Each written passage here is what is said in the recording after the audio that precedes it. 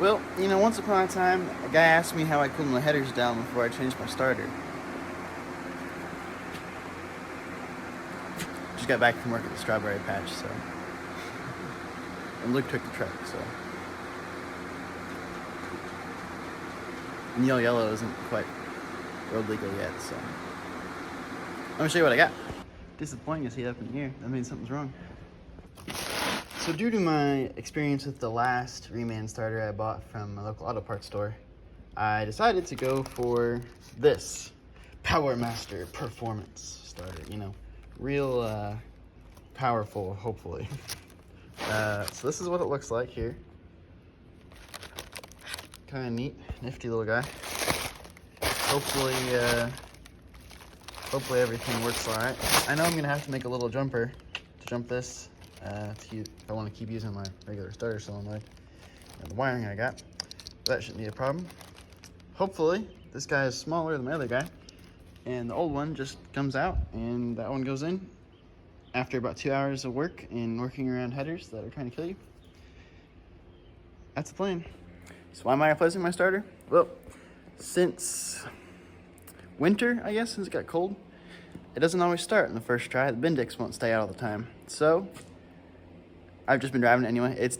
Sometimes it takes like 10 minutes for it to start. You just gotta keep cycling the key and hope the Bendix stays out far enough, or you know, whatever they call them on a Ford, stays out long enough to engage the flywheel and spin your motor over and get it started.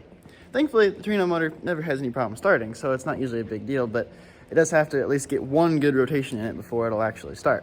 And we put the starter is from the 352 questionable starter. You know, I don't even know how old it is. It could be the original starter that came with that motor. Not really for sure. Now the starter that I blew up right before going to the No Name Nationals last year got warranted, and that's the new starter, and that's the starter that's on the 76 Highboy. And it seems to work fine. It's a good starter so far. That motor has less compression, so it spins it over pretty easy. And I almost thought about just getting another reman starter for this, but I just didn't want it to blow up again like the other one did. And that Power Master's got really good reviews, and once I build the 406, that's gonna have 11.5 to 1 compression. You know, I'm gonna want a better starter probably that has a little more oomph to get the motor over. So now I'm probably going to take this starter off because it's a good starter, other than the Bendix won't stay out. So I'm probably gonna take it apart and see if I can fix it. And if not, there's a local starter and alternator shop. I'll take it to them and see if they can fix it for me. Because I really think the starter is decent. It just won't always work right for me, and that's not what you want. Whenever you're sitting in the gas station trying to start your car for 10 minutes, and it sounds really weird and bad, because the bearing sounds terrible when that thing tries to start. It might do it for you right now. I'll see if it does it. I'll show you guys.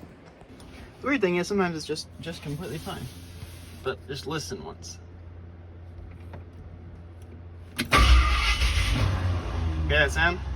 The Bendix, or the starter gear, kicked back out.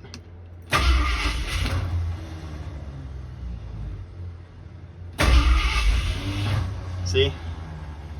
This is what I deal with on a daily basis. So close. Give it gas. So close to. Every time.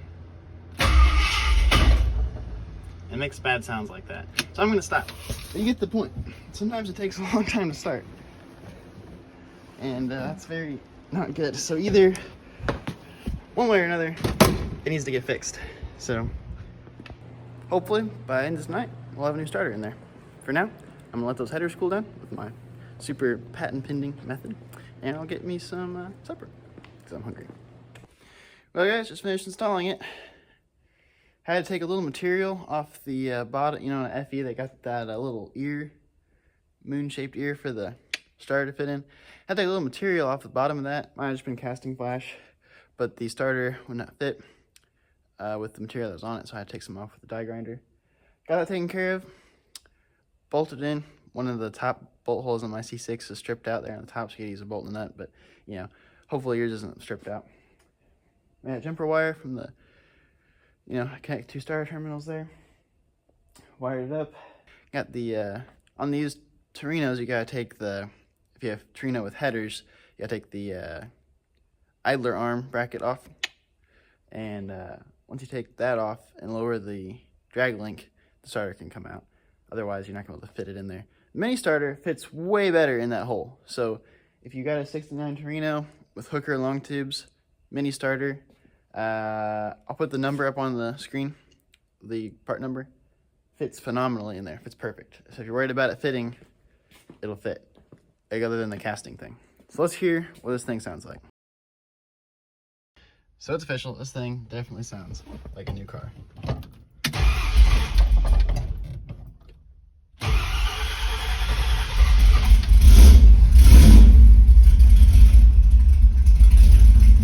It's cool without a choke, but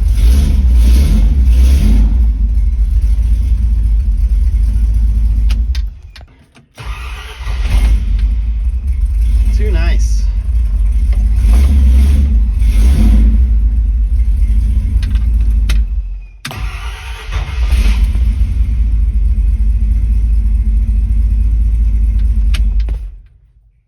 Dang, that's nice. So, first impressions of that starter are pretty good. It has no problem cranking the engine over, and I'm really looking forward to using it in the future. I do have a heat shield wrapped around it. Just a Summit Racing, cheap, I don't know what it was. Velcro, wrap it around the starter. Helps keep the heat off of the headers since it's so close, since those headers wrap around it so close. So anyway, I'll let you guys know if I have any problems with it in the future, but hopefully it's a good starter and lasts me a long time. So that's what I'm hoping for anyway. I hope you guys enjoyed this video. Hope some of this information might have been helpful. And we'll see you next time on It'll Run.